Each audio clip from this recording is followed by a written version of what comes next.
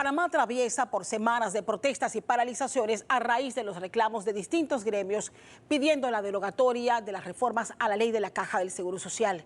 Los diálogos no apuntan como una salida, mientras que varios sectores advierten de las pérdidas en sectores económicos y el impacto en la educación de miles de estudiantes. Pero también recientemente se aprobó en tercer debate un proyecto de ley que aumenta las penas por delitos sexuales contra menores de edad. Esta medida busca disminuir los índices de los delitos, pero también fue sancionada la ley que modifica la alerta Amber, herramienta que pretende localizar rápidamente a menores reportados como desaparecidos. Vamos a analizar también en nuestro programa el anuncio de los avances del proyecto del ferrocarril Panamá-David, que busca cambiar el movimiento logístico y de pasajeros en el país, con miras incluso a integrarlos con Costa Rica y posteriormente a Centroamérica. Estos son los temas que abordamos hoy en Radar.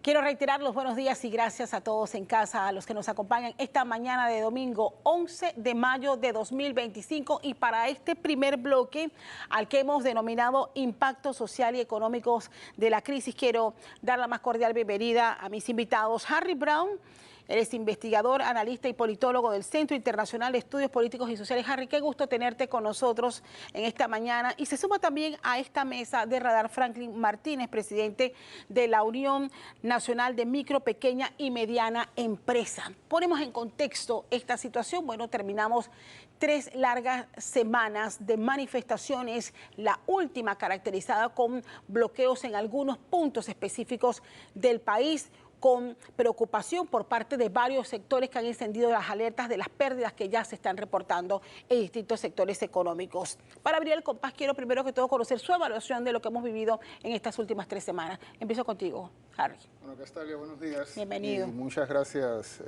Es un gusto estar aquí con ustedes. Yo quisiera, para poder comprender la situación, ampliar un poco la mirada. La coyuntura que estamos viviendo obviamente tiene detonantes muy importantes. La seguridad social, ni más ni menos, que ha generado protestas en cada país en el que se ha discutido ese tema. Y como si eso fuera poco, coyunturalmente también tenemos el tema de las relaciones con Estados Unidos. Asuntos muy importantes. Pero para comprender hay que ampliar la mirada y tomar en cuenta que nosotros estamos inmersos en un periodo de protestas de 2022, las recordamos bien, 2023, ¿cómo las vamos a olvidar? No las hubo en 2024 porque era año electoral y había la posibilidad, yo creo que la población dio el tiempo para procesar el conflicto, los conflictos electoralmente, pero no sé si ustedes coinciden conmigo, en el 2024 había la sensación de que en cualquier momento podíamos volver a situaciones como las del 2023 y 2022, y llegamos al 2025 y estamos donde todos sabíamos, entre comillas, que estaríamos. ¿Cuál es la primera conclusión que yo sacaría en ese sentido? Una conclusión parcial. Es que ya no tenemos un país estable políticamente. Una de las características que tenía Panamá, que mostrábamos al mundo, era nuestra estabilidad política. Eso casi que podríamos decir que se acabó. El único indicador de estabilidad que estamos conservando en Panamá, de estabilidad política, es la alta participación en las elecciones. O sea, la población en ese sentido lo está haciendo muy bien. La pregunta es ¿por qué? ¿Cómo hemos llegado a este punto de perder la estabilidad política en los últimos años posteriores a la pandemia? Correcto. También tenemos que saber de dónde venimos. Mira, hay algunas explicaciones. Una tiene que ver con algo que llamamos privación relativa, que nos dice la sociología política, que es que las personas sienten que su situación económica no está donde debería estar y que individualmente no vamos a tener la posibilidad de tener una mejor situación. Y todos conocemos los indicadores en Panamá. En Panamá hemos reducido la pobreza de manera muy importante, pero sigue habiendo una gran desigualdad. En cada encuesta que hacemos en el CIEPS, la población es muy consciente de esa desigualdad. En nuestras encuestas, el 76% de la población nos dijo que la situación económica es mala. Y tengo un dato que es muy interesante que vincula la economía con las aspiraciones de la gente. El 70% de la población evalúan mal los servicios públicos, agua, energía eléctrica, telefonía, la salud. Y miren qué interesante, y creo que eso también nos vincula con lo que está pasando. De ese 70%, que es muy grande, quienes hacen peor evaluación son las personas que tienen grado universitario y que tienen mayores ingresos. Son los referentes que tenemos en la sociedad. Hay otra manera de explicar esto que creo que nos lleva a las implicaciones políticas de lo que está pasando, que es cuáles son los recursos de movilización que tienen los distintos actores. Lo digo de otra manera, ¿qué posibilidades tienen los distintos actores políticos y sociales de canalizar sus demandas? Y mira, en Panamá, y esto es conocimiento creado en Panamá, hemos hecho varios estudios. Carlos Guevara Mann, que es un buen politólogo, ahora está en el Ministerio de Relaciones Exteriores, Magda Ceballos, Antonio San Martín, que también lo han tenido aquí, Billy Balson Leiner, que es del Colegio de México, y yo, hemos comprobado matemáticamente que el sistema de representación panameño es extraordinariamente excluyente. Hay proyectos políticos del país, minoritarios si se quiere, y quizás no tan mayoritarios, que no logran entrar al sistema de representación. A esos actores, eso está comprobadísimo y sabemos que eso tiene consecuencias sobre la dinámica política y la dinámica económica del país, porque hay gente que no puede llevar a la Asamblea Nacional cuáles son sus propuestas. Por eso a mí me sorprende y nos preguntamos, hubo una encuesta que salió hace poco que decía, por ejemplo, que el 60% de la población rechaza la ley que se generó para el seguro social. Y yo me preguntaba, ¿cómo un sistema político puede generar una ley que el 60% de la población rechaza? Es a través de ese sistema de representación que no involucra a toda la población. ¿Qué le queda a los actores? Y no estoy hablando solamente de los sindicatos, sino de la población en general, diversos actores que están en la calle ahora mismo. Lo único que le queda a esos actores que no tienen entrada en el sistema de representación es ir a las calles. Nosotros hemos hecho entrevistas a población que tú lo sabes, Castalia, que estás aquí todos los días, y que día sí, día no, hay pequeñas protestas fragmentadas en la calle por la falta de agua, por el precio de los alimentos, porque no nos atienden en el sistema de salud. Y nosotros le hemos preguntado a la gente, bueno, ¿y usted por qué cierra la calle? ¿No? Usted ve que esto le hace daño a terceras personas, le hace daño también a usted mismo, afecta a la economía, y la gente lo que nos dice es que porque si no los hacemos no nos escuchan. Es la única vía que tienen de dialogar con, digamos, con los tomadores de decisiones del país. Bueno, sin duda, y con la experiencia, y qué bueno que te tomaste el tiempo para hacer este contexto. Desde el 2022, en efecto, se ha reafirmado en Panamá que pareciera que la única salida al conflicto o a las diferencias que tengamos es justamente ese tipo de medidas que tiene su impacto. Y ahora vemos por qué no buscamos otro tipo de salida. Y que tiene su impacto, que lo están viviendo varios sectores. Es por eso que he querido invitar a este análisis al quien representa a los sectores de las pequeñas empresas. Franklin, voy contigo. ¿Cómo evalúas estas últimas 3 semanas desde el punto de vista del impacto que ha tenido en el sector que tú representas? Muy buenos días, Castalia. El tema es realmente variopinto. Hemos tenido la oportunidad de ver una gran cantidad de intentos de cierre, pero que no se han terminado en cierre. Queremos hacer la salvedad de que los números rojos, los primeros que los ponen, son el sector de la micro, de la pequeña y la mediana empresa, específicamente del sector de la micro. Y digo esto porque son eminentemente de servicio. Más del 70% de las empresas panameñas son empresas de servicio. Y al no poder tener la libertad de la movilidad, no solamente de llegar a abrir el local, sino la libertad de que los clientes lleguen a los diferentes locales, entonces estamos viendo cómo los números rojos están siendo puestos precisamente por el sector con la economía más vulnerable, con la economía del día a día, con una economía que no aguanta otro cierre más de calle porque no es el primero que hemos estado sufriendo. Los embates de la pandemia hicieron que se perdiera 40% del parque empresarial saludable que teníamos en el 2019, en el 2022, en el 2023 se perdieron 10 y 10%, o sea que aproximadamente se perdió el 60% de ese parque empresarial. Hoy tenemos números impresionantes, 202.000 empresas tenemos en este momento. ¿Pero qué significa eso?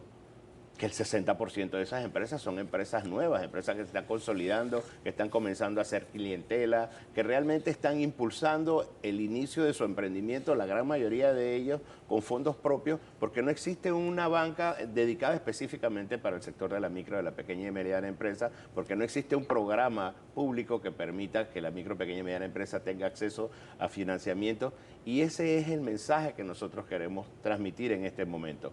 No son números fríos, eso es data dura. Los primeros números los ponemos nosotros porque la economía de la microempresa es el día a día. ¿Y cómo ve la salida, Franklin?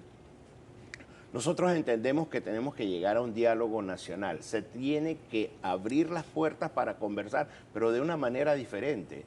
Ya hemos intentado en varias ocasiones las tan llamadas mesas de diálogo. Hemos intentado, tuvimos una oficina de concertación. O sea, ese tipo de diálogo no funciona en Panamá. Nosotros necesitamos entender qué es lo que está sucediendo. Hace un año y 2 o 3 días estábamos en las elecciones. Estábamos escogiendo a quienes nos iban a representar precisamente en la asamblea, que carece totalmente de representatividad. Y carece de representatividad porque la ley de la Caja del Seguro Social se estuvo discutiendo por más de 5 meses, entonces ahora la población resulta ser de que no la aprueba. Las protestas dejaron en el 2023, según las cifras que han compartido varios sectores económicos, más de 1.700 millones de dólares en pérdida. Correcto. Y apenas la economía se empezaba a dinamizar para poder recuperar algo. ¿Se esperaban ustedes una situación como esta, empezando este gobierno? Es que el problema con el que estamos lidiando día a día el sector de la microempresa es la incertidumbre, es la inestabilidad. Nosotros sabemos que nos van a cerrar las calles, no sabemos cuándo. Entonces, a pesar de que el gobierno central ha dicho, cada vez que se cierre, nosotros vamos a abrir. Y lo están haciendo, ojo, lo están haciendo y eso nosotros tenemos que reconocerlo. No menos cierto es que cuando yo tengo que invertir para comprar los víveres para un mes, yo no hago esa inversión, yo lo invierto para una semana, porque no sé si las otras 3 semanas vamos a estar abiertos. Entonces, la poca plata que hay, el poco dinero, el poco circulante que hay dentro del sector de la microempresa, dentro de la buhonería, dentro de las barberías, dentro de las panaderías, dentro de los salones de belleza, dentro de aquello, es que tenemos un concepto errado. No todos los empresarios son de saco y corbata. Más del 70% de la economía está en la microempresa. Entonces, ese sector no está invirtiendo, no está contratando personas. Muy por el contrario, el dinero lo está amarrando, esperando cuál va a ser el devenir del día de mañana. Estamos viviendo no un día a día económico, sino un día a día de incertidumbre. O sea, el impacto de un cierre es igual que lo que genera la incertidumbre, pero al final voy con un elemento que traías a colación en esta primera intervención, Harry, es por qué sigue siendo, y estoy hablando no solamente de Panamá, en toda América Latina este tipo de medidas es la única solución que encuentran los distintos actores y sectores que se oponen a una decisión X en cada gobierno. O sea, ¿por qué es allí donde terminamos siempre? Bueno, como lo he dicho, tiene que ver con las inconsistencias del sistema de representación panameño. Mira, Castalia y Franklin, nosotros, voy a hacer un poquito de historia muy rápidamente. Nuestro sistema de representación, las bases de ese sistema de representación surgieron en los años 80 del siglo pasado. Era un país mucho más sencillo, era un país con una economía mucho menos compleja y ese tipo de país respondía bien a un sistema político como el que conocíamos antes, con una representación de 2 partidos que hacían importantes, que hacían alianza. Nosotros ahora, eso lo he conversado con algunos economistas con los que he trabajado, tenemos una economía mucho más diversificada, mucho más, el compañero lo sabe mejor, más compleja, con un tejido social más diverso que llega a otras capas. Bueno, pero mantenemos un sistema político simple, antiguo, anquilosado, alejado de la población. Nosotros necesitamos complejizar y adaptar ese sistema político a lo que hemos logrado económicamente. Y ese es el desfase que está habiendo, que se convierte en protestas cada vez. ¿Por qué esas personas que protestan, que son las que sufren también en muy buena medida el desempleo, la informalidad, no van a ir a ninguna parte, van a seguir aquí. Necesitamos incorporarlas al sistema político. Mencionaron hace un rato lo del diálogo y eso es muy importante. Nosotros encuestamos en julio del año pasado y había más del 50%, creo que 56% de la población nos decía que las decisiones se tienen que tomar dialogando. Pero también es cierto, como ha dicho Franklin, el diálogo político en Panamá, como lo conocemos, está muy desprestigiado, porque estamos básicamente dialogando, hemos estado dialogando básicamente entre los que ya estamos de acuerdo. Correcto. Tenemos que realmente traer a la mesa y reconocer la legitimidad de los disidentes. Si no, esto nunca va a acabar. Ya lo vemos cómo va casi todos los años, desde el 2022 venimos de protesta en protesta y lo sufre la pequeña empresa, lo sufre también la población. Pero es que estamos en una situación que no queremos reconocer, en que tenemos que complejizar la representación política. Y hay otro asunto esas son las dos soluciones, sí. Diálogo y complejizar la representación política. Y lo otro tiene que ver con crear capacidades estatales para responder a los problemas de la población. Yo hablaba de los servicios básicos, que son básicos, valga la redundancia. Hace unos días salió un artículo en los diarios de un economista, Aristides Hernández, que nos describía la bajísima capacidad estatal que tiene el Estado panameño. Es de las más bajas de toda América Latina. Eso también tenemos que construir para poder responder a las demandas de la población. La población no quiere nada grandioso. Aquí Franklin decía que creemos que todos los empresarios son los de saco y corbata. No, es la gente que está trabajando día a día, y la gente a lo que aspira es poder educar a sus hijos, poder llegar a fin de mes y si nos va razonablemente bien, un poquito mejor, tener un tiempo de ocio los fines de semana. No pedimos nada mucho que vaya más allá de eso. Y un último apunte. Este no es un tema ideológico. Sí aunque hay sectores, hay que reconocerlo, que en sus mensajes están enviando esos mensajes. Sí, en la parte alta de la sociedad panameña, digamos en los gremios empresarios y en los sindicatos, hay unos discursos muy ideologizados. Aquí se está hablando, ¿quiénes están con la izquierda y quiénes están con la derecha? Yo no sé al final... Eso está allí en cualquiera de las partes. Pero para la población, Castalia, y eso lo tenemos muy medido en el CIEPS, ¿qué dice? La población no está en los temas ideológicos, la población está en los temas materiales, en cómo puedo poner comida sobre la mesa, en que mis niños vayan a la escuela, en que nuestros abuelos tengan condiciones de vida dignas. El 60% de la población, cuando nosotros le preguntamos a la población, oiga, ¿usted dónde se ubica? Cosas de politólogos, no, pero nos da mucha información. Entre 1 y 10, siendo 1 extrema izquierda, 10 extrema derecha, ¿usted dónde se ubica? La gente más o menos se ubica. Luego les preguntamos, ¿usted sabe lo que significa izquierda y derecha? Y el 60% nos dijo que no tienen ni idea de lo que eso significa. Y de los que dijeron que sí saben, en nuestra encuesta, el 35% que dijo que sí sabe, les hicimos otras preguntas y tampoco saben. No es un tema ideológico el de la población, eso está más que todo en la dirigencia, que es normal. Yo no lo condeno porque tienen una lectura del país, pero que deberían poder convivir en un sistema de representación política que reconozca la legitimidad de todos los actores y que reconozca la complejidad que tiene la sociedad panameña del siglo XXI. Sí, porque la pregunta que nos hacíamos al inicio de toda esta situación es por qué esta situación no se debatió de la debida forma en la Asamblea. O sea, ya habían transcurrido prácticamente 2 meses después de la aprobación de esta ley. Castalia, si me permite, se debatió lo mejor posible según las características de la Asamblea que tenemos. Se debatió con lo que hay. O sea, ahí tenemos la falla. Pero lo que salió... Eso es lo que hay. Democráticamente hablando, estamos divididos en representantes de corregimiento, legisladores, el Ejecutivo. O sea, le están pidiendo al presidente Mulino que derogue una ley cuando las habilidades y las capacidades del presidente Mulino no son derogar ley. Esto es un tema netamente de la Asamblea y ellos lo debatieron dentro de lo que hay.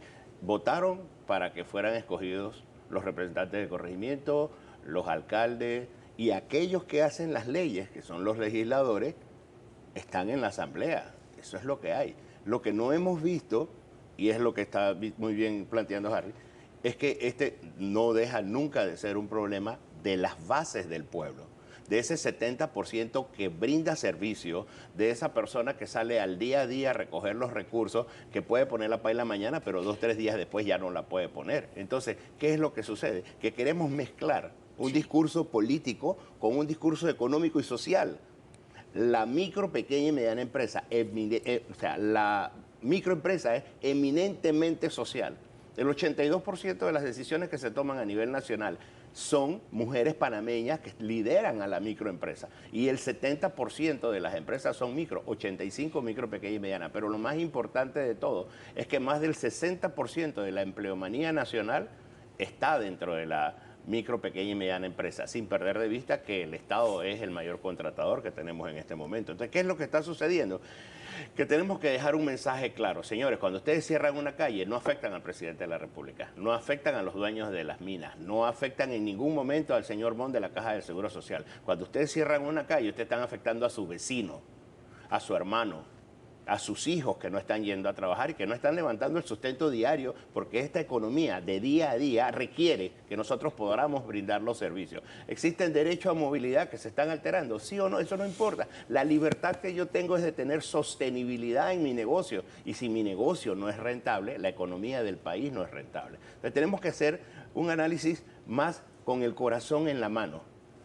Este país es el país que tiene más estudios del mundo. Aquí hay estudios de factibilidad, estudios de posibilidad, estudios de arriba, estudios de abajo. Lo que no existe es poner el corazón en la mano y decir, la gente no está comiendo, porque si yo no los dejo trabajar, no van a poder comer.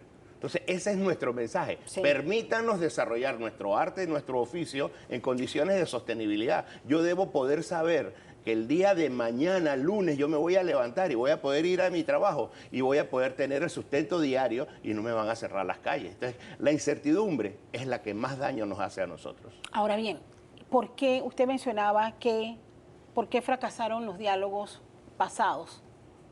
¿O no aprendimos de la por qué no hemos aprendido la lección de lo que ocurrió en el 2023, tomando en cuenta, y lo debo decir, que están prácticamente los mismos actores? Si hoy día se sientan en una mesa y llaman al diálogo a la iglesia, como ocurrió con la crisis minera, vamos a ver sentados en esa mesa a los mismos actores, o me equivoco. O sea, es que esto es más fácil de lo que nosotros quisiéramos llegar a entender. Todo el mundo quiere diálogo en este momento. Yo no creo que no haya un panameño que nos diga, oiga, siéntense, a ver. Sí. Pero al final vamos a tener a los mismos actores. Son los mismos actores. Es que las soluciones que nos están presentando ahora son las mismas. Lo que no hemos entendido es cuál es el enfoque que se le tiene que dar a la situación. Esto no es un problema político. Ya los problemas políticos se resolvieron en las urnas. Todos y cada uno de los panameños hace un año fuimos a votar y escogimos cuál es el sistema de gobierno que queremos tener. Entonces, que salga un grupo a decir que tiene intenciones de cambiar el gobierno hacia la izquierda, no es el momento. Cuando vengan las elecciones, abran su partido político y hagan lo que tienen que hacer políticamente para poder gobernar el país. Pero en este momento, económicamente hablando, no nos están dejando progresar como país. ¿Puedo decir algo? Sí, claro que sí, en esta misma línea. Sí, en esa misma línea. El diálogo político nos sacó adelante en la década de los 90. Sí. Cuando veníamos de la invasión y de la crisis, como le llamamos, de finales de los 80, el diálogo político nos sacó adelante y nos tiene que sacar adelante en este momento. Pero tienen que ser diálogos distintos. Como bien dijiste, van a ser los mismos actores, porque dije hace un rato, nadie se va a ir. Aquí vamos a estar los mismos. Yo creo que lo que tiene que pasar es, primero, reconocer todos los actores, porque sí estamos en una situación en que ninguno de los actores no se reconoce en su legitimidad. Tú eres un vendepatria, tú eres un comunista y listo, y no conversamos. Lo primero es reconocerse, y segundo, hay que estar dispuestos a reformar, porque lo que no puede ser es que dialoguemos, lleguemos a unos acuerdos, que son difíciles, pero llegamos a algunos acuerdos y luego eso se congela. Por eso hay la sensación de que esos diálogos son para marear, ¿no? Y para ganar tiempo. No, tiene que haber disposición de reformar, disposición de hacer los cambios. Y por lo que dijo Franklin, que es un tema que también ahora se está reuniendo la Comisión de Reformas Electorales. Así es. Y la conversación en la Comisión de Reformas Electorales tiene que darse en este contexto. ¿cómo hacemos que estas reformas logren canalizar mejor las demandas de la población y logren una mejor representación? Tenemos que reformar nuestro sistema de representación para que la población no sienta que es desde las calles que tiene que hacer oír su voz, sino que lo pueden hacer dentro de las instituciones. Y el primer debate, que es lo que hemos estado usando para incorporar las voces externas, no es suficiente, tampoco está funcionando. La gente va al primer debate, que es lo que están diciendo muchos de los actores, lo dicen todos, incluso los gremios de empresarios, que todos fuimos al primer debate y no se tomó muy en cuenta nada de lo que estamos diciendo. Los actores tienen que estar dentro de la Asamblea Nacional, en los gobiernos locales y ojalá también en la Presidencia de la República eventualmente, para que podamos canalizar democrática y pacíficamente la gran diversidad y complejidad de demandas nuevas que hay en la población panameña. Ahora, ¿a eso te refieres con que se requiere una mejor representatividad? Y hablemos de la Asamblea, donde al final es en la Asamblea donde se debió haber gestado un documento que tratara de satisfacer a todas las partes, tomando en cuenta que los distintos actores reconocen al menos, y si me quedo nada más con el tema de la ley de la Caja del Seguro Social, que es al menos mejor que teníamos, pero que tampoco satisface a la mayoría que hoy continúa en las calles. ¿Cómo lo reformulamos en el punto en que hemos quedado? No hay acercamientos todavía. Nosotros terminamos hoy domingo sin ningún acercamiento y con la gran incertidumbre de lo que va a pasar mañana lunes. Bueno, como decíamos en la Asamblea, yo vi a los diputados, lo digo con toda sinceridad, los diputados y a las diputadas, en general muy responsabilizados de la situación. Yo creo que coincidimos, sacaron lo mejor que pudieron en una Asamblea Nacional también muy fragmentada, que tiene muchas dificultades para lograr mayorías y que por la debilidad de nuestros partidos políticos tiene una relación en muchas ocasiones clientelar, pero no programática con el resto de la población y que también excluye a algunos actores políticos que tienen proyectos, digamos, alternativos o disidentes. Pero eso es una solución ya de mediano y de largo plazo. Eso no lo vamos a hacer ahora, ya Franklin lo dijo. Ya votamos en el 2024, ¿no? Tenemos que vivir con esa asamblea y esas reformas van a tomar tiempo, van a ser difíciles y van a ser contradictorias en algunos casos. La herramienta que sí tenemos a mano, pero que es un juguete roto, lo usamos mucho, lo maltratamos un poco, pero que sigue siendo la única herramienta que tenemos a mano, es la de poder dialogar, reconociendo, legitimándose sin vetos a cada uno de los actores que están involucrados en esta situación conflictiva. Franklin, tú planteabas esta semana y hacías más que todo una reflexión y lo que planteabas no es más que el reflejo de lo que pudiera estar pasando o pensando la mayoría de los panameños que forman parte de esos más de 700.000 panameños que viven en la informalidad, más de ese 60% de la actividad comercial, que son personas que tienen pequeños negocios. Y tú decías, la señora María que tiene en la fonda, no le llegaron los clientes hoy, o no pudo abrir esta mañana, y ya no recibe un solo subsidio porque es una microempresaria. Y entonces queda en medio. Entonces, ese ejemplo que tú nos planteaste genera divisiones, nos divide más de lo que estamos en el país. O sea, ¿qué hace esa gente cuando se discuten políticas que también pareciera que los excluyera? Porque ella no forma parte ni del este ni del otro, ni recibe subsidio, ni está en un partido político, ni está nombrada en el gobierno, depende de la actividad que está generando. Y eso genera también, o me equivoco, Harry, también una ruptura en los grupos que componemos esta sociedad. Sí, evidentemente esa es nuestra realidad. Nosotros convivimos con personas que sí o sí tienen que salir a la calle a buscar el sustento. Personas que no reciben subsidios, como algunos pueblos originarios o algunos sectores específicos, que cierren o no cierren calles, van a recibir sus subsidios. Como sectores que hemos criticado ampliamente del sistema magisterial, que cobran, esta es la primera vez que escuchamos que no van a cobrar. Y nuestro llamado siempre ha sido que cada vez que cierran la calle no afectan a quien tienen que afectar.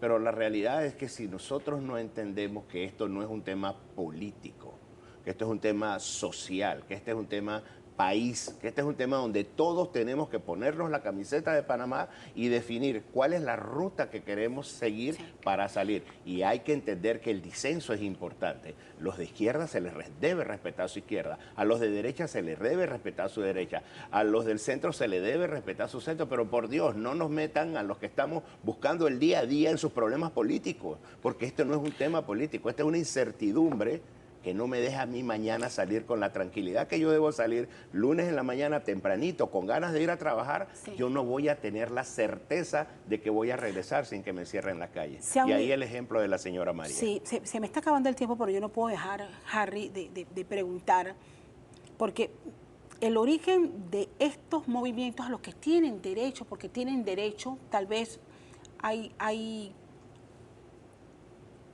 recriminaciones y cuestionamientos a las formas que se impactan a los jóvenes y los estudiantes, que si los cierres impactan, hay derecho a expresarse. Pero ¿qué pasa cuando se suman otros elementos? Y quiero ir al tema político. Se ha sumado el elemento de la inconformidad al memorándum de entendimiento, que es un tema muy sensible, del cual el gobierno, lo que siento es que lo ha tratado de manejar con pinza para no agravar la situación y la percepción que ha tenido y la forma en que han relacionado a los panameños. Y por otra parte, el tema político. O sea, es evidente que aquí hay un matiz político también que agrega un ingrediente muy peligroso en este momento. ¿Cómo como sociedad manejamos esto o no nos damos cuenta de lo que... del aprovechamiento también? Yo creo que si estamos de acuerdo en que la sociedad panameña, la población, ¿no?, que son las personas afectadas, como describe el compañero Franklin, y que son la gran mayoría, digamos, de las personas que tienen que ver con esto, si estamos de acuerdo con eso, hay que tomar en cuenta que el pueblo panameño, ¿no?, y mira que lo digo en esos términos, no tanto de la ciudadanía o el pueblo panameño como actor político, tiene una historia de reivindicación de su soberanía. E independientemente del análisis técnico de los documentos que se han firmado, no es mi especialidad, no voy a opinar sobre eso. Yo creo que la población, por razones históricas, está muy preocupada y pone la voz de alarma sobre un tema que sabemos históricamente y casi que diría genéticamente que es peligroso para Panamá porque tenemos una historia. Yo creo que siendo así, y Castalia, Franklin, en el 2023, uno de los factores, y yo creo que fue el factor clave que sacó a la población a la calle, fue el tema soberanista. Cuando se dijo que el territorio de la mina era un enclave, la gente reaccionó a eso, y por la seguridad social, la población no había salido a las calles, pero ha sido el tema soberanista el que ha sacado las protestas más pacíficas incluso y ciudadanas que ha habido con bandera en mano, como diciendo, aquí estamos los panameños, ¿no?, de manera pacífica. Yo creo que la dirigencia del país, lo amplío más allá del gobierno, toda la dirigencia del país tiene la gran posibilidad de tener el apoyo de la población, dependiendo de cómo se aborde este tema y cómo se le explique a la población. Allí está la unidad del pueblo panameño y es lo que en alguna medida también estamos viendo en estas protestas. Cierro con usted, Franklin. Nosotros hacemos un fuerte llamado a la comunicación de parte del Ejecutivo, de parte de los movimientos que están haciendo sus respectivas manifestaciones de parte y parte. Utilicen las aceras, utilicen las marchas. Por favor, no cierren las calles que no afectan a más nadie que aquellos que estamos tratando de levantar económicamente al país. Hay diferentes temas que se están tratando, pero nosotros hacemos énfasis en la comunicación. Se han firmado más de 23 memorandos de entendimiento en este país. Tengo aquí una nota que dice 6 en la administración de Endara, 4 en la administración de Valladares, 8 en la administración de Moscoso, 1 en la administración de Torrijos, 3 en la administración de Varela, y ninguno de ellos ha generado el revuelo. La misma información, los mismos memorándum de entendimiento. Entonces, ¿qué es lo que estamos haciendo? Estamos cogiendo algo normal y lo estamos convirtiendo en algo que sea un tema problemático, porque antes de que se firme un memorándum de entendimiento pasa por el Ministerio de Relaciones Exteriores. Aunque debo reconocer que es la forma en que el presidente Trump ha abordado el tema, por supuesto, tan feroz, tan agresivo, pues definitivamente ha generado que el panameño reaccione de una manera que generalmente no lo hacemos. somos un pueblo de paz, somos un pueblo pacífico, Sí. de diálogo, y yo creo que al final es lo que todos apelamos. Quiero agradecerte, Harry, quiero agradecerle, Franklin, estar con nosotros en este análisis, en este primer bloque, impacto social y económico de la crisis. En el segundo bloque vamos a hablar de delitos sexuales, donde se ha aprobado un proyecto de ley para aumentar las penas, pero también vamos a hablar de la alerta Amber y cómo se va a aplicar después de la sanción que haga el presidente de la República. Siga con nosotros aquí en Radar.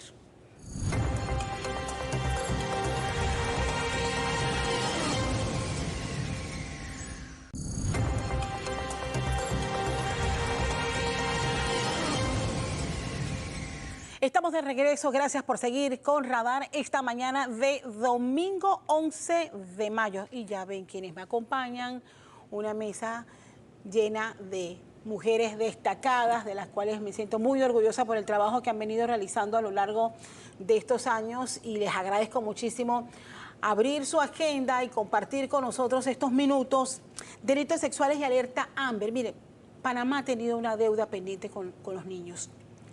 Y los medios de comunicación hemos sido testigos, tristemente, de compartir cada día el aumento de cifras, que no solamente hablan de la crudeza con que se están cometiendo los delitos sexuales, sino de la insensibilidad que pareciera la sociedad panameña manejar este tema, porque no reaccionamos. Pero hay avances, al menos.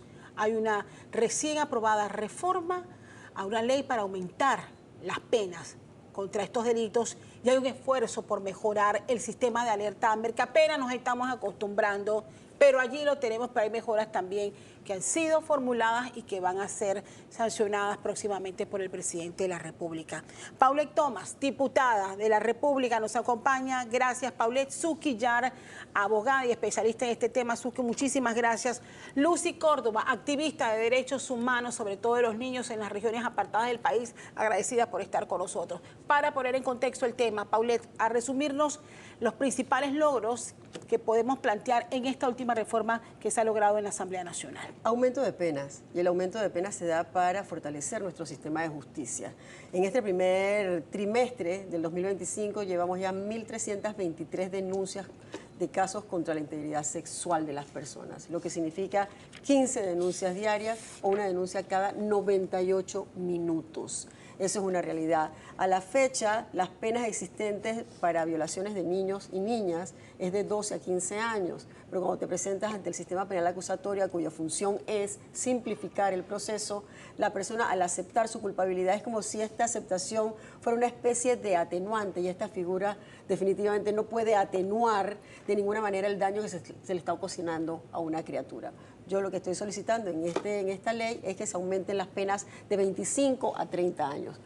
Aumentar las penas definitivamente no solucionan el problema, eso es una realidad, pero por lo menos extraemos de la sociedad a esa persona que tanto daño está causando. Igualmente con los actos libidinosos, que hasta la fecha la pena máxima es entre 2 y 4 años, estamos solicitando de 6 a 8. Al sobrepasar los 5 años significa que formalmente esta persona tiene que ir tras las rejas, no puede tener una pena que sea conmutable. ¿Qué logramos con estas medidas, Suki? Bueno, mire, yo debo reconocer el esfuerzo, y de verdad que es una lucha que se tenía por mucho tiempo en nuestro país. Yo esta nueva normativa la aplaudo, estoy convencida que es la ruta correcta.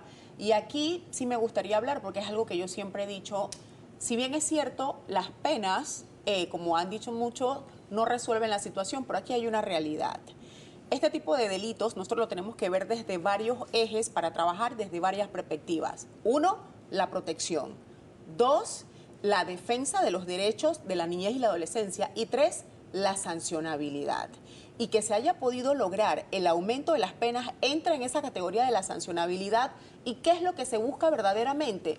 Que exista someramente una proporcionalidad entre el daño que le causan los agresores sexuales a las víctimas, que en este caso es la población más vulnerable de nuestro país. Habrán que realizarse otras mesas de trabajo para entrar en protección, en prevención y en defensa. Pero en este momento yo soy muy categórica y aplaudo la gestión de la honorable diputada Paulette Thomas en que era necesario el aumento de la pena. Y voy a poner un ejemplo muy sencillo.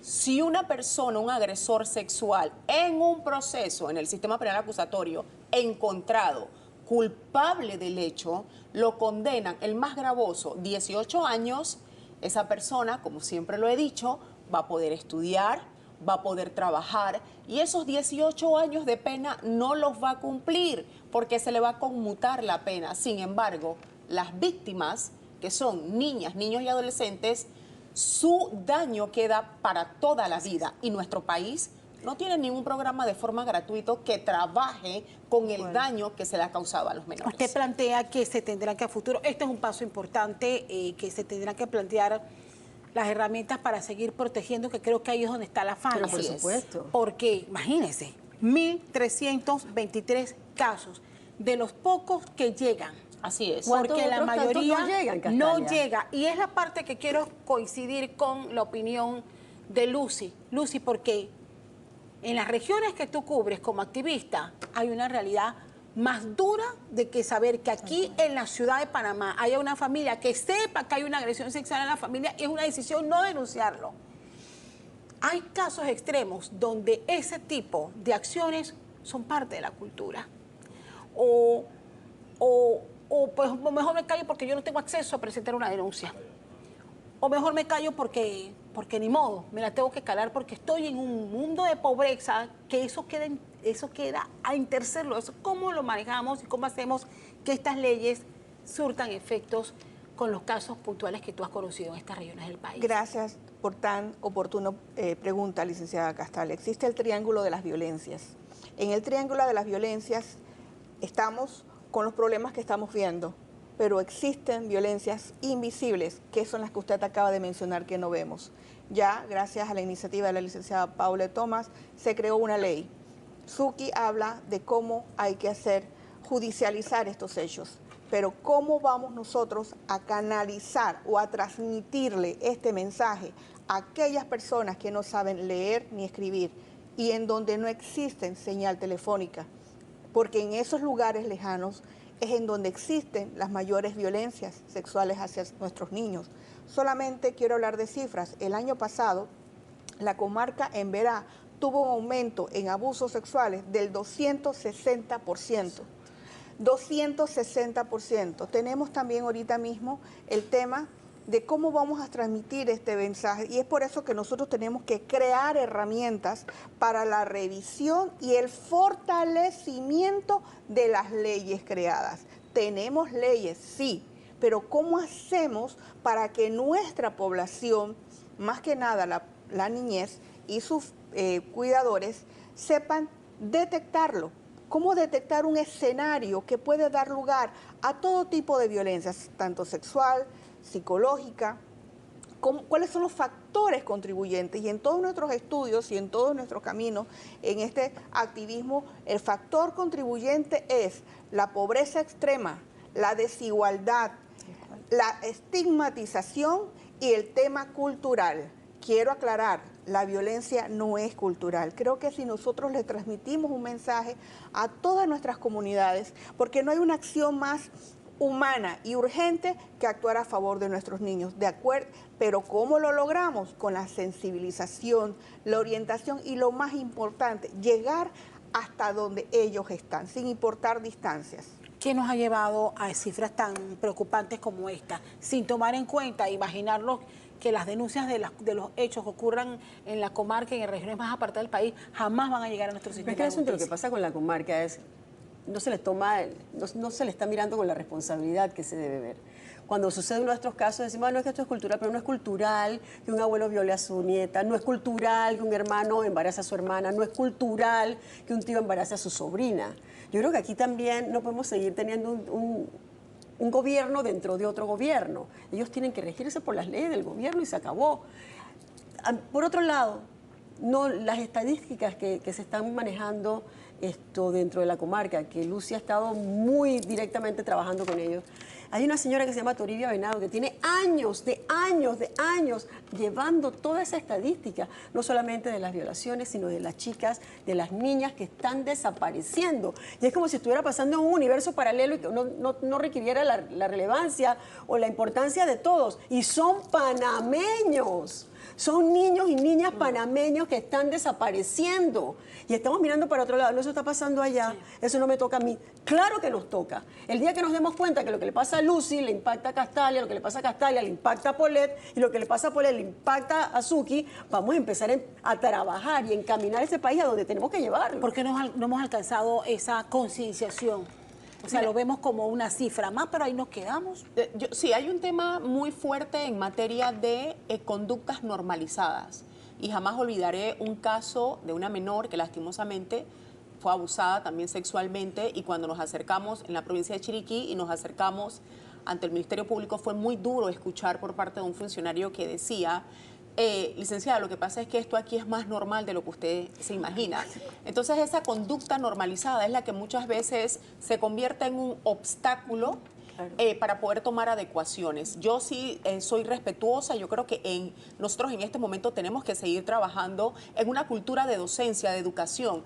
Hay niñas, adolescentes a las que desafortunadamente tú le haces una breve encuesta y ellas dicen: no, lo que pasa es que mi mamá también se embarazó joven, y no tienen esa noción muchas veces, y dependiendo evidentemente de en qué provincia nos ubiquemos, de que lo que han sido es abusadas y agredidas sexualmente. Entonces son niñas, adolescentes que se convierten en mamá producto de este tipo de violaciones, y que la sociedad en algunos sectores lo ha visto normalizado. Entonces, ¿qué tenemos que hacer? Entrar con una conducta, una cultura de docencia radical, fuerte, enérgica. Aquí no podemos seguir teniendo instituciones que trabajen de maneras aisladas, porque si no, ¿para qué creamos, Castalia, Paulette y Lucy, la ley 285, que es el sistema de protección integral hacia las niñas y la adolescencia, que hace un conjunto de todas las organizaciones que tienen que trazar una ruta en materia de protección? La integralidad. Y quiero explicar algo muy importante. Sí,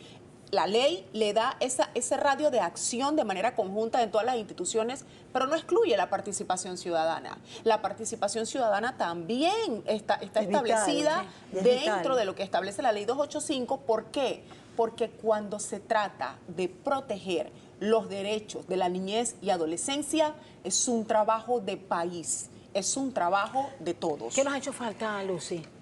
Falta, primero que nada, que les voy a decir algo muy fuerte, pero tengo que ser mi papel de activista.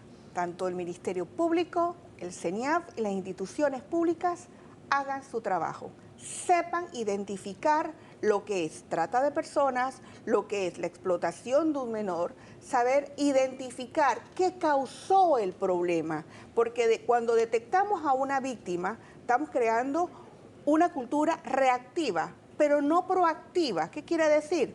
Basándonos en lo que dijo Suki, reunirnos, y el éxito de la alerta Amber, y gracias a la iniciativa de la ministra, fue que sumó a la sociedad civil. Así es. ¿Por qué? Porque somos nosotras, las que tenemos que subir una montaña, bajar una montaña, cruzar un río, y estamos en una casa de Cañaza escuchando a las familias y a las comunidades. Y algo positivo que quiero hablar de nuestra comarca Nove Buglé, que nuestras mujeres están hablando.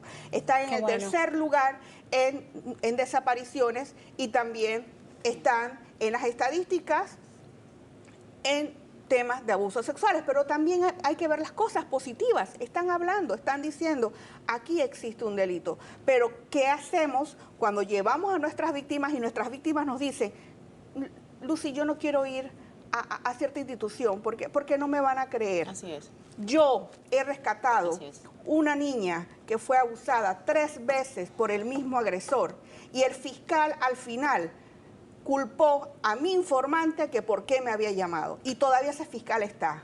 ¿Con qué fortaleza nosotros vamos a llegar a una comunidad? hablar de prevención si las autoridades no nos ayudan. ¿Qué podemos hacer para mejorar eso? Educación, docencia, es importantísimo. Y aparte tenemos que hacer trabajo en las escuelas. Total, En sí. las escuelas es muy Total. importante porque los niños tienen que saber diferenciar lo que es una caricia amorosa de un familiar, de una persona cercana, es decir, al entorno familiar, a una caricia que tiene otras intenciones por detrás. Es importante, son temas de los que no queremos hablar. Educación sexual se ha convertido en un tema tabú.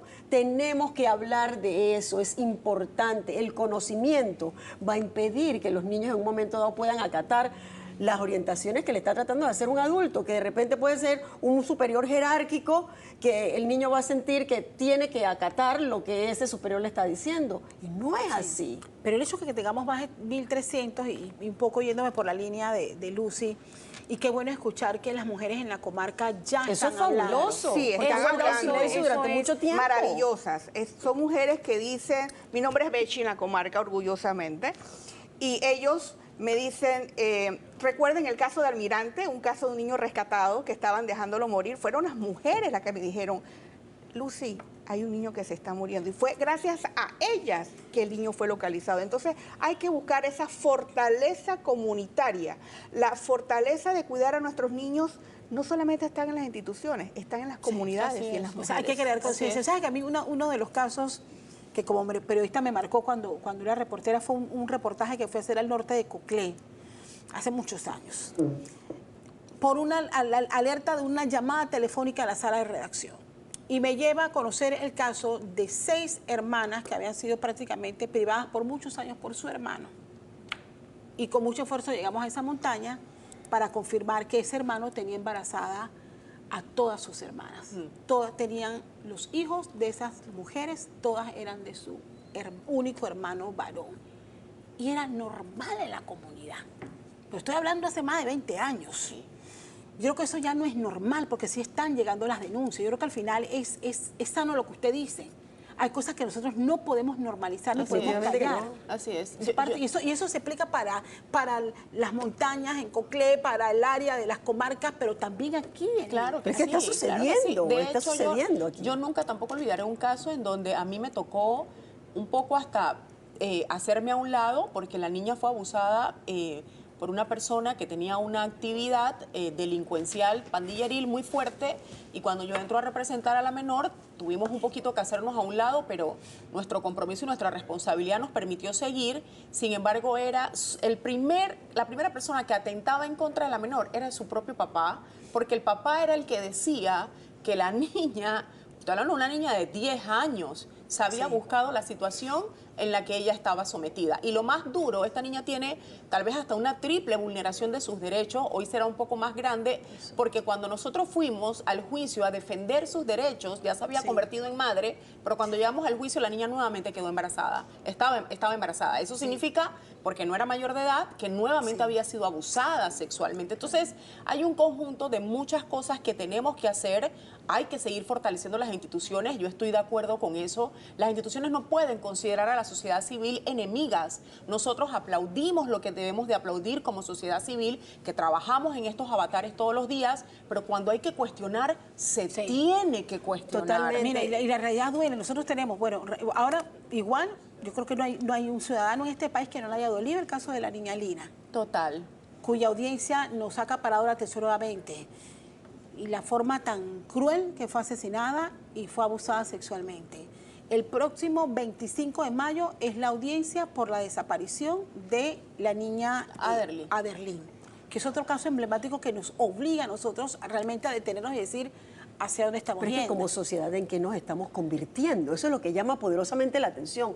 ¿Cómo hemos cerrado los ojos o estamos como los caballos de carrera que no quieren mirar para los lados y seguimos y seguimos y seguimos? Señores, tenemos que hacer un alto, porque lo que está pasando aquí es responsabilidad de todos y todas. Mira, y cuando un niño desaparece, igual todos, gracias a Dios, vamos a tener ya la alerta Amber, todos tenemos que convertirnos en agentes de búsqueda Claro que sí. para lograr conseguir recuperar esa criatura. Y en ese caso, y en ese caso de Aderly, yo hago un llamado a lo que va a ocurrir en el acto de juicio oral, porque ¿cuáles son los delitos de las que la persona a la que este señor lo acusaron? Porque nuestra legislación no tiene, nuestro Código Penal no tiene en materia de delito tipificado que se haga un proceso cuando el cuerpo no aparece.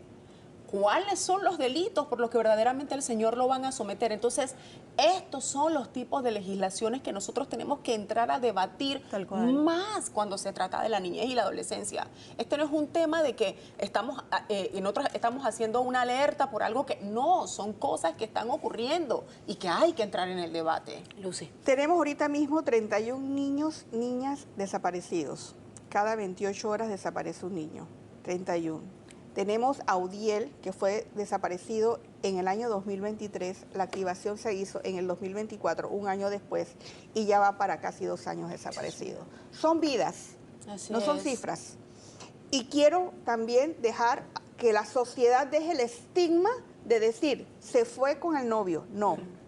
Recordemos que tenemos 2 niñas en este momento desaparecidas que vienen de un albergue, que no queremos creer que haya sucedido lo mismo que sucedió con la niña que encontraron se escapó en Nicaragua.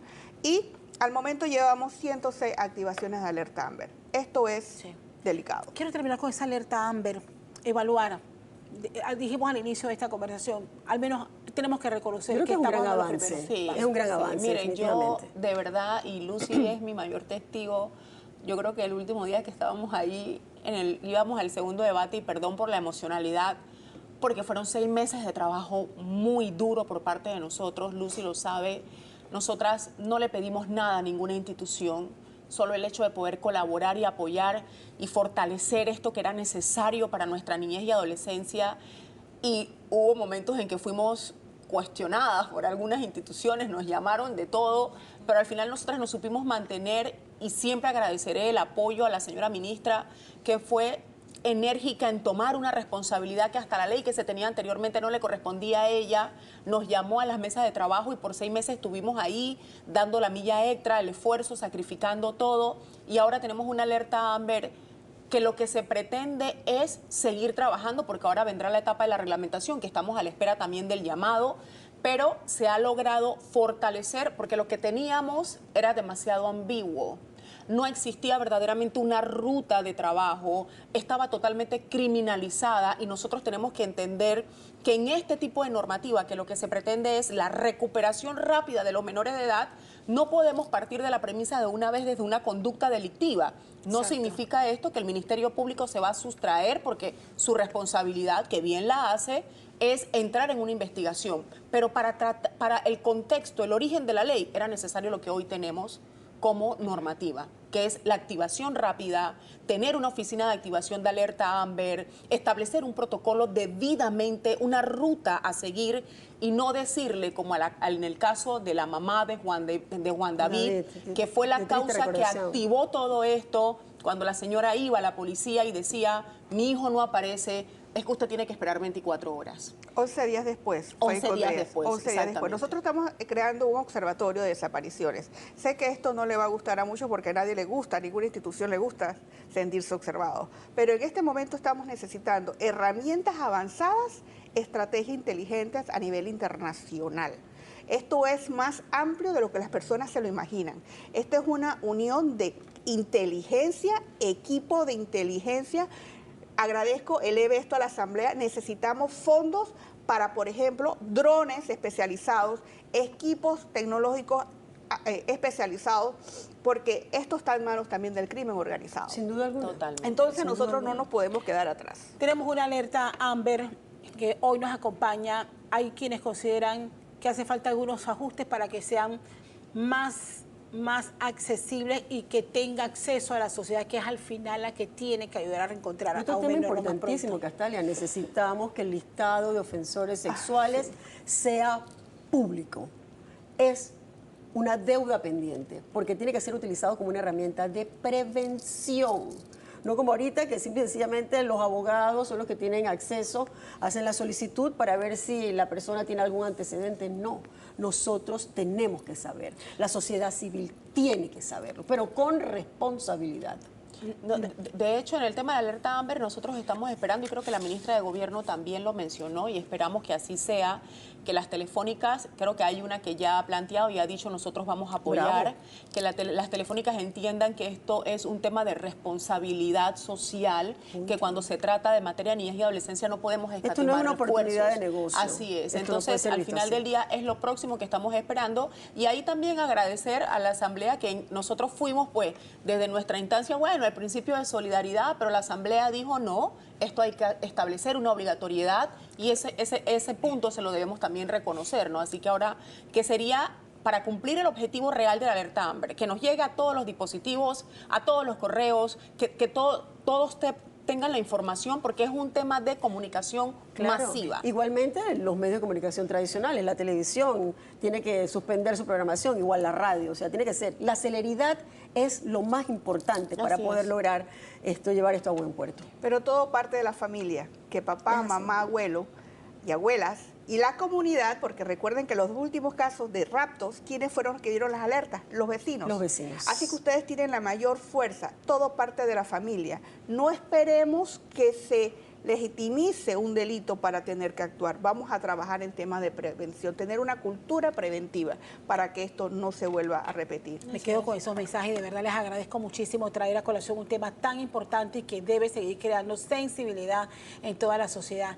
Gracias por estar con nosotros Gracias aquí en a ti, Radar, y bueno, Castalia. de seguro vamos a dar seguimiento a este tema y cuando empiece a ejecutarse esta nueva ley AMBER y las reformas que se han aprobado en la Asamblea Nacional.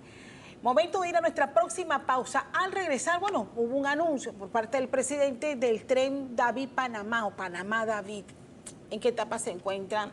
¿Realmente se podrá alcanzar un proyecto tan grande como este? Vamos a hablar con los responsables de ejecutarlo. Usted siga con nosotros aquí en Radar.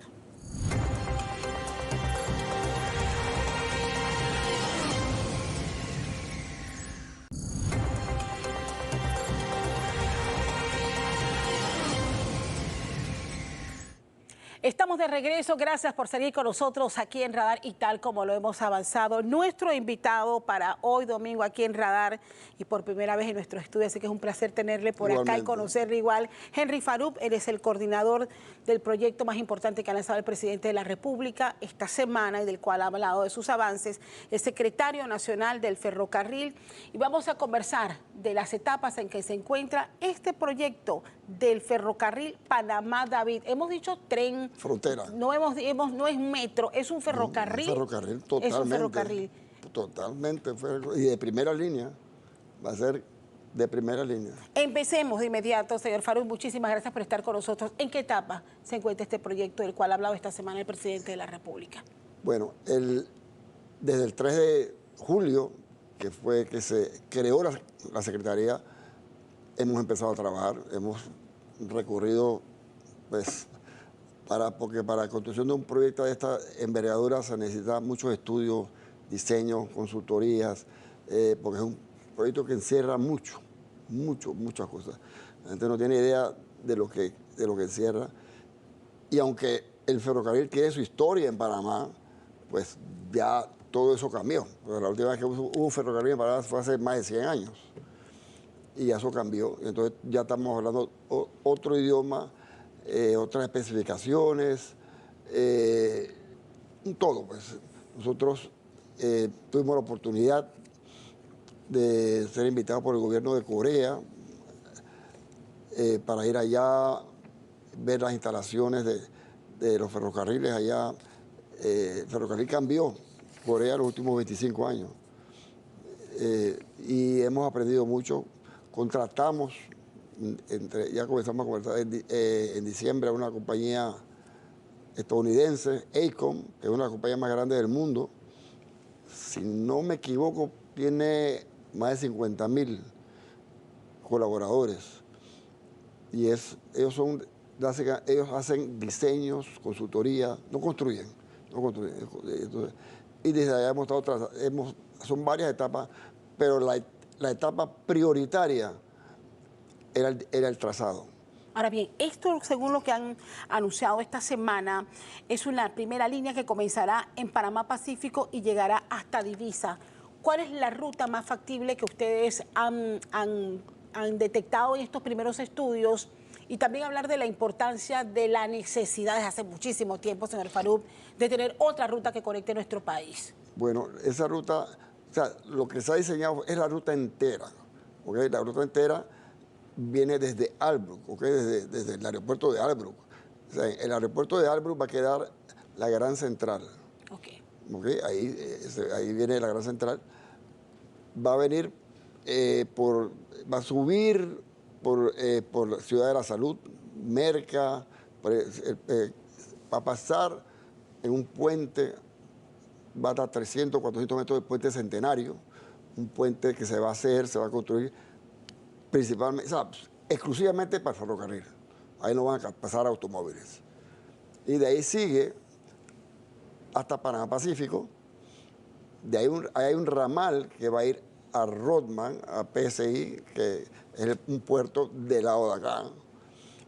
Y entonces de ahí coge por el norte de Arraiján Chorrera, baja por Cerro Campana, y entonces ahí sigue ya por Chame, Río Hato, Peronomé, va a bajar de Divisa, comienza a bajar hasta Soná, y de ahí sube hasta David y llega hasta Paso Banoa. Ahora bien, son 14 estaciones proyectadas 14 estaciones. para llegar a una conexión con Costa Rica. Exactamente, porque eso es vital. O sea, esto es, el ferrocarril de Panamá es un principio de una integración de Centroamérica. Eso va a ser, o sea, eso no se consigue ni 1 o 2 años, eso va a ser entre los 10, 15, 20 años.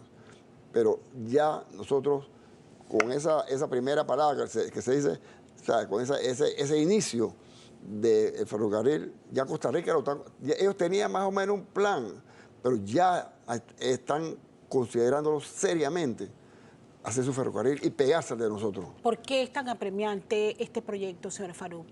¿Por qué? Porque el proyecto en sí, un ferrocarril, aunque parezca algo de historia, de años, el ferrocarril integra no solamente pasajeros, turismo, crea polos de desarrollo, viene la parte de la carga marítima, porque va a estar conectado a los puertos. Además, por la situación privilegiada de geográfica que tiene en los puertos, eso es el pulmón de toda esta área de traer mercaderías y llevar mercaderías. Y no tenemos, ¿cuántos? 5 o 6 puertos en Centroamérica. Eso es casi inexistente. Hay puertos, pero no tienen el calado, ni la frecuencia, ni el costo de transportar la mercancía. ¿Cuándo inician los primeros trabajos? Nosotros estamos dándole duro. O sea, esto no es una cosa que es no 2 o 4, estamos dándole duro para iniciar a principios del otro año. Y eso sería un récord, pero estamos trabajando para ello. ¿Va a haber necesidad de indemnización, tomando en cuenta que podría...? Definitivamente. Lo que estamos creando al principio es un polígono de influencia, de manera que nadie pueda construir nada ahí. O sea, la servidumbre estamos hablando de 40, 50, 60 metros, pero el polígono de influencia ya estamos hablando mucho más.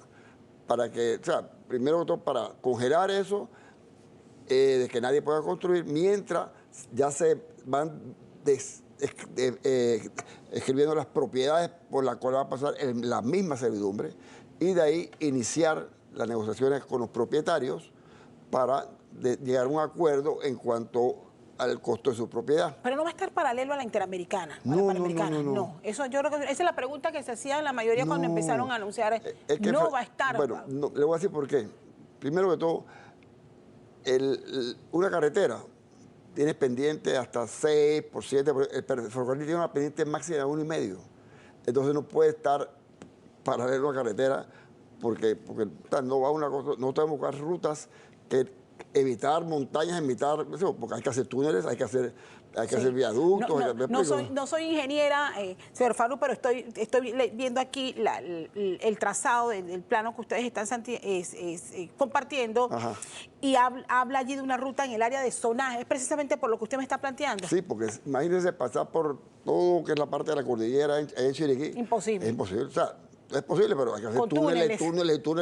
Entonces, explico, pero el área de llegar a Soná es buena también, porque ahí después va a haber ramales para el resto de la provincia de Azuero. ¿Ve? Eso más Bueno, y adelante. esto tomando en cuenta que aumenta el valor de las tierras, por supuesto, por donde va a pasar este tren. Hablemos de la inversión. ¿Cuánto es la inversión? Las empresas que estarían encargadas, las empresas que estarían encargadas de la generación importante de empleo que esto va. Bueno, la inversión, estamos todavía cuantificándolas. Hay, como dice la empresa consultora, hay diferentes grados de calcular una inversión. Ellos ahora nos están presentando un grado 5, eso llega hasta 1, pues, pero un grado 5, todavía estamos cuantificando los túneles, viaductos, puentes, eso todavía no tenemos. El grado 5 ese todavía no lo tenemos, lo vamos a tener en menos de mes y medio, 2 meses máximo.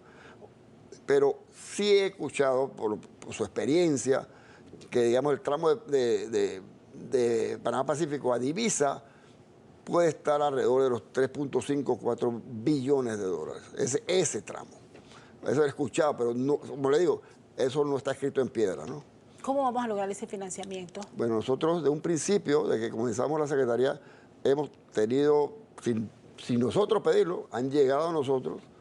Lo primero que llegaron fue el Reino Unido, un ofrecimiento por escrito al presidente de la República, un ofrecimiento de 5.000 millones de libras esterlinas para obras de infraestructura, pero ellos nos han manifestado que el principal es el ferrocarril. ¿Okay? Yo quería que el 80% de eso iría para el ferrocarril. El Banco Europeo de Inversiones, muy interesado. Toda Europa, muy interesado. El World Bank también. Hay un fondo en Washington que se está activando, que también lo estamos viendo. O sea, hay interés, hay mucho interés porque esto es un proyecto de integración. O sea, eso va más allá de la visión del panameño de Panamá. Y estos bancos ellos tienen la visión mundial de lo que puede pasar, ¿no? Repaso todo el trayecto. Bueno, reitero, son 14 estaciones hasta Paso Canoa en la frontera. Me hablaba al inicio de la conversación, señor Farouk, de lo que está haciendo Costa Rica por su parte. ¿En qué etapa está Costa Rica? Están todavía muy incipientes. O sea, tienen lo que es la Secretaría ya, ¿no? Pero este movimiento lo está a ellos empujando. Ahora ya se están activando más, porque ya ven que hay una realidad. ¿Me explico? Entonces, ellos están empezando, y es más, están hasta aprendiendo de lo que nosotros hemos aprendido en estos últimos 8 meses. Este sería el primer paso para trazar una conexión en Centroamérica. Totalmente. Porque hemos escuchado al presidente de El Salvador hablar también de algunos proyectos que precisamente van alineados hacia la integración en Centroamérica. Yo estuve en un congreso en San José en diciembre del año pasado y da la casualidad que el presidente Bukele estaba ahí y estábamos en el mismo hotel y ahí me lo encontré de casualidad y empezamos a conversar y yo le dije que yo era de la Secretaría y él interesó mucho. Además, él cerró ese congreso, el orador de fondo fue él. Y la verdad que ellos están muy... Pero, y así, lo importante es que tú estás creando como un furor de ferrocarril. Es un megaproyecto muy demandante y lo que más genera, ustedes lo saben, todo lo que genera esto en expectativas de empleo. ¿Cuántos empleos va a generar esto y qué tipo de mano de obra van a requerir? Bueno, la mano de obra principal es la construcción, que se preparen los que están trabajando, los trabajos de la construcción, porque aquí va a haber mucho trabajo para construcción.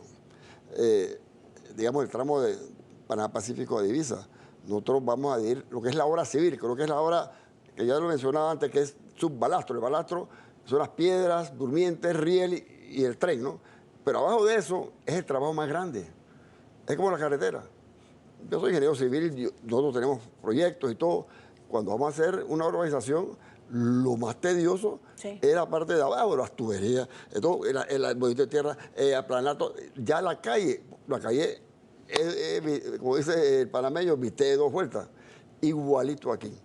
Aquí lo que más va a tomar tiempo y más trabajo va a generar es la parte de la construcción de la obra civil, los puentes que hay que hacer, de los túneles, todo eso toma, entonces todo eso, y nosotros queremos que la mayoría sean de panameños. Estamos hablando de 50.000 empleos, dijeron ustedes en esa conferencia. Eso es ya combinado, pero directo podemos hablar 10, 12.000 empleos, pero Eso es bastante. pero es bastante también. Sí, bueno, tenemos que tomar en cuenta toda la economía que se mueve alrededor, la distribución de materiales. Todo. Y lo importante es que, o sea, esto no se va a construir, digamos, como se construyó el metro. El metro se construyó en la línea 1, se acabó, se usó, y después vino la línea 2. No, aquí no. ¿Cuántos años va a durar este proyecto? Aquí se va a construir, digamos, los primeros 210 kilómetros. Se van a hacer licitaciones que se vayan empresas, digamos, esos 200 se divida en 30, 40, 50 kilómetros por empresa. Entonces, pero todas van a trabajar en forma paralela. Okay. Se va a contratar un project manager que tenga mucha experiencia, ¿okay? Para que organice, dirija todos los trabajos, los verifique, porque eso va a ser, esto es un trabajo pero lo importante es que todos van a estar trabajando al mismo tiempo. En su experiencia, señor Farouk, ¿este sería el proyecto más ambicioso que ha liderado? Sí, totalmente. ¿Cómo espera entregarle a Panamá un proyecto tan ambicioso como este? Mire, yo le voy a decir una cosa. Como se lo decía a mi esposa, se metió en camisa de once varas, ya, aquí está ya, y es uno de los proyectos yo, que la gente... Lo que he tratado de hacer en mi vida lo hago de primera línea, ¿ok? Y así va a ser el tren. Así, y con la colaboración de todo el equipo, ¿no? Eso, pero hay que hacer las cosas bien. Y Panamá es un país va a ser un país de primer mundo. Eso esperamos todos. Se esperan los trabajos de movimiento de tierra, han dicho, a partir del 2026. 26, sí. ¿Cuántos años se calcula podría demorar la construcción del ferrocarril? Digamos, por lo menos el tramo de Panamá Pacífico hasta Divisa, 3 años y medio, 4 años, más o menos estamos pensando. Pero eso no significa que los otros vayan a empezar después de esos 4 años. O sea, nosotros empezamos a construir, pero a los 2 años podemos estar ya empezando la otra etapa, que puede ser de Panamá Pacífico a Albrook o puede ser de Divisa a la frontera. No hemos tomado esa decisión todavía. Nos hemos concentrado acá. ¿Por qué? Porque estamos creando, eso va a funcionar mucho más para pasajeros. Estamos creando lo que le dicen en el argot de ferrocarril, tren de cercanía. De manera que la gente que venga desde Divisa pare en Panamá Pacífico. Hay una pasarela que cruza a el metro 3, línea 3, y de ahí se monta en el túnel y llega a la ciudad. Entonces eso va a ayudar mucho al transporte de personas en combinación con el metro. La operatividad es un tren de carga, pero también de pasajeros. No, son 2 trenes diferentes. Eso explíquenos, sí, por favor. Los trenes de pasajeros va a haber uno que es expreso. ¿Okay? Que eso, lo primero que le dijimos a la compañía Ecom es que queremos ir de Panamá a David en menos de 3 horas. ¿Okay? Y para eso diseñaron una velocidad de 180 kilómetros por hora. El tren de carga es un tren, sí, que es mucho más despacio, pero va a ser con el mismo riel, ¿no? Sí. Con el mismo riel se va a crear laderos aparte para cuando va un tren más rápido, el otro se puede hacia un lado para que pase el otro, porque va a haber lechero también, que va a pasar en las diferentes estaciones. El tren de carga definitivamente va a parar en las estaciones donde pueda recoger la carga, pero son diferentes horarios. ¿Qué se tomó en cuenta en el estudio, señor Farouk, para determinar dónde van a estar las estaciones? Bueno, eso se estudió en consenso con la Secretaría y esta firma que contrató ellos subcontrataron a otra empresa que vea la demanda, tanto de pasajeros como de carga, y se tomó esa decisión de esas estaciones. Antes, con el estudio anterior, eran 21 estaciones. Nosotros la bajamos a 14. ¿Cómo van a desarrollar estos polos?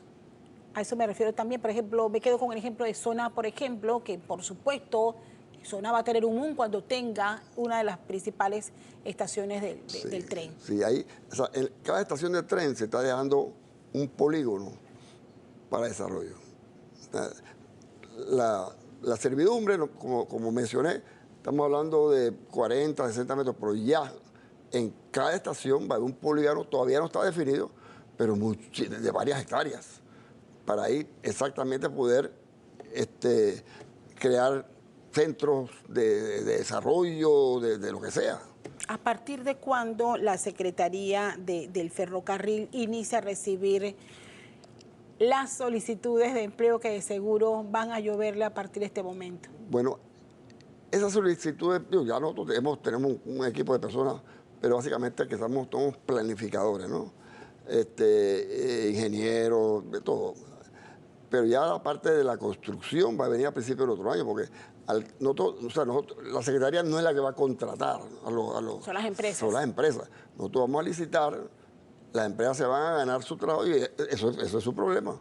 Pero ellos son los que van a contratar. Pero estamos hablando a principios del 26. Mensaje, señor Farouk, ante este anuncio del adelanto de un proyecto, uno de los más ambiciosos que podríamos tener en los próximos años. El mensaje que yo le doy a la ciudadanía es que deje que el país se desarrolle. O sea, el mundo, ahora con todo esto de Trump, han puesto los ojos sobre Panamá. Panamá tiene un futuro enorme por todo lo que hemos hablado de la posición geográfica.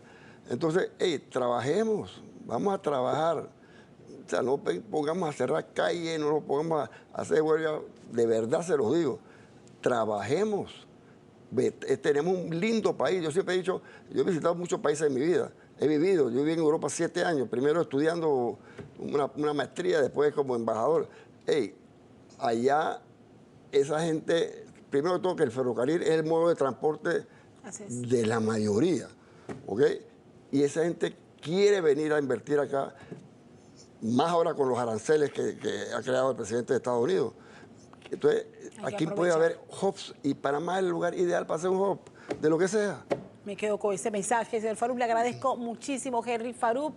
Él lidera este gran proyecto en la Secretaría del Ferrocarril en Panamá, así que vamos a estar muy pendientes. Son los primeros avances, las primeras comunicaciones que hemos tenido y de seguro lo vamos a tener por acá más adelante para seguir compartiendo cómo avanza este importante proyecto. Gracias por compartir con nosotros estos minutos aquí en Radar. Vamos a la pausa, pero al regresar la caricatura de Hilde para ver en qué se ha inspirado esta semana, que culminamos, por supuesto, nuestras conclusiones.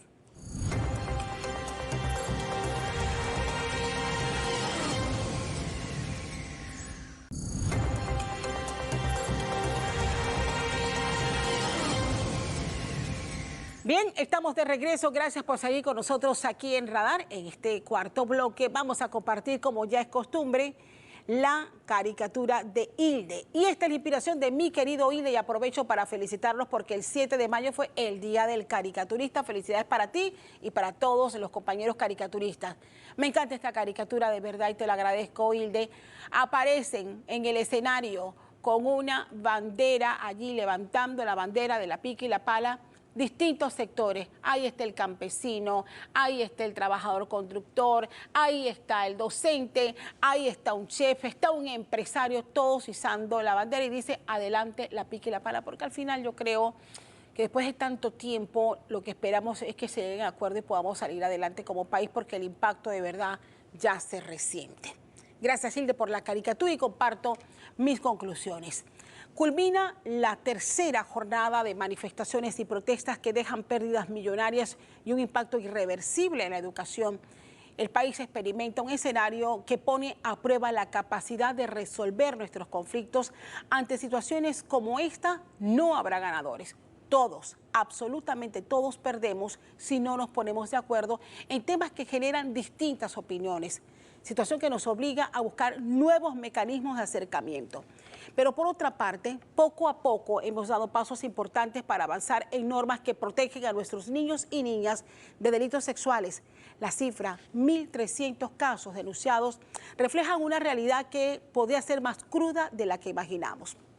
Pero de nada van a servir las leyes y sanciones si las familias y la sociedad no se involucran para enfrentarlos. Y terminamos con el anuncio del avance del proyecto del ferrocarril Panamá-David, ambicioso proyecto que busca conectar al país con un modelo que plantea sacarle mejor provecho a nuestro hub logístico y, lo más importante, generación de empleos. Llegamos así a la parte final de nuestro radar. Como siempre, gracias por la compañía. Les deseo un feliz domingo y nos vemos la próxima semana.